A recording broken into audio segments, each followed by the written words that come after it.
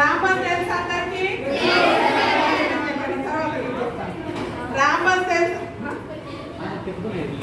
సమాంతర చతుర్భుజం rhombus. Rhombus తెలుగులో ఏమంటారా? రాంబస్ అంటారు కదా.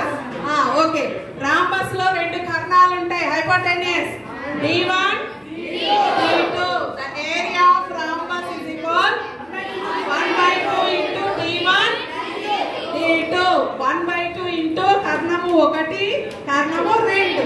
ఓకేనా? తెలుగులో ఇదేందో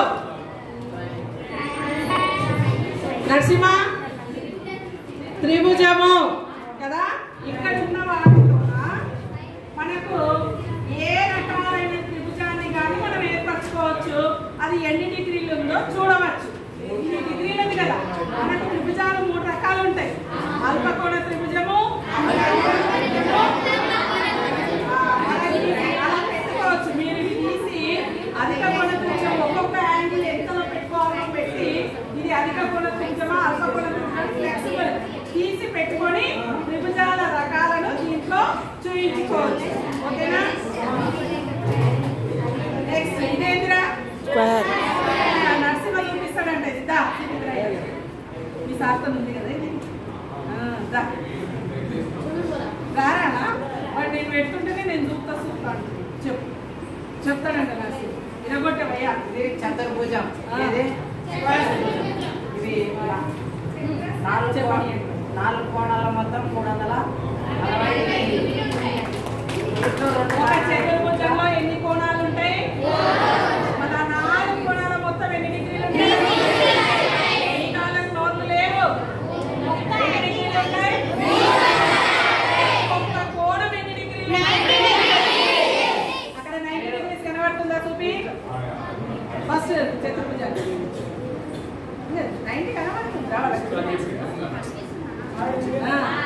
ఒకవేళ దీన్నే చతుర్భుజాలలో రకాలు ఉన్నాయి కదా. సమాంతర చతుర్భుజం, సమలంబ చతుర్భుజము, రాంబస్, వాటిని కూడా ఏర్పరచుకొని ఒక్కొక్క కోణం ఎన్ని డిగ్రీలు ఉందని కూడా మనం ప్రాక్టికల్ గా తెలుసుకోవచ్చు. 4 కోణాల మొత్తం 360 డిగ్రీలు మాత్రమే వస్తుంది. ఎక్కువ రాదు, తక్కువ రాదు. మనం ఎంత చేసుకో ఇట్లా చేసినామో వస్తుంది. అంటే ఏ దాన్ని ఆకారాన్ని చేసినా మొత్తం 4 కోణాలు మొత్తం ఎన్ని డిగ్రీలు వస్తుంది? 360 డిగ్రీస్. ఓకేనా? చూడొచ్చు మీరు ఉన్నట్లాగా మళ్ళీ చూద్దాం. తీసుకొని మనము చేసుకోవచ్చు.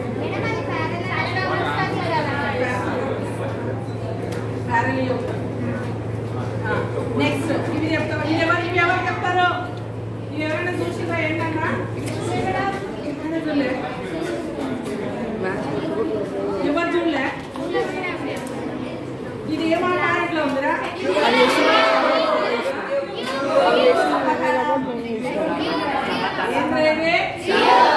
ఇక్కడ కనిపించేవన్నీ కూడా ఏ ఆకారం వస్తువులు?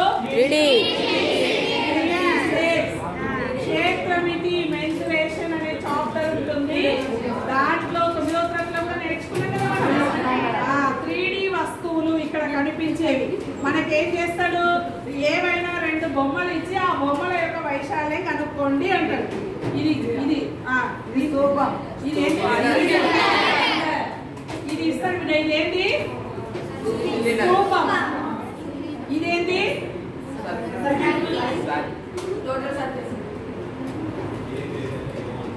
ఓకే, అర్ధగోళం. పెట్టు. ఇది నిండు గోళం.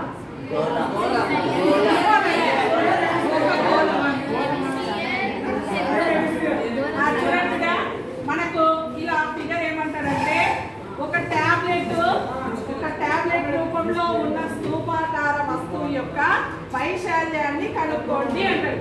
టాబ్లెట్ ఎట్లుంటది? గొట్టం గోలి అంటాడు. మళ్ళవాడు ఏమంటాడు? చేసినా మనం.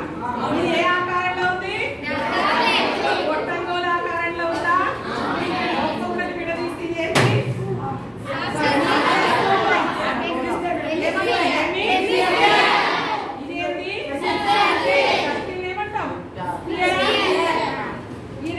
దీని యొక్క వైశాల్యం కనుక్కోవాలి. ఉన్నాయి. కనుక్కున్న తర్వాత బై ఇంటూ 2 చేయాలి. తర్వాత ఈ స్తూపం యొక్క వైశాల్యం కనుక్కొని మొత్తాన్ని ప్లస్ చేస్తే గొట్టంగోలు యొక్క వైశాల్యము వస్తుంది. అంటే బొమ్మ ఈజీగా వేసుకొని మనకు దాని యొక్క వైశాల్యాన్ని సులభంగా కనుక్కోవడం కోసము ఈ 3D షేప్స్ ఈ విధంగా ఏర్పరచుకొని ప్రాక్టికల్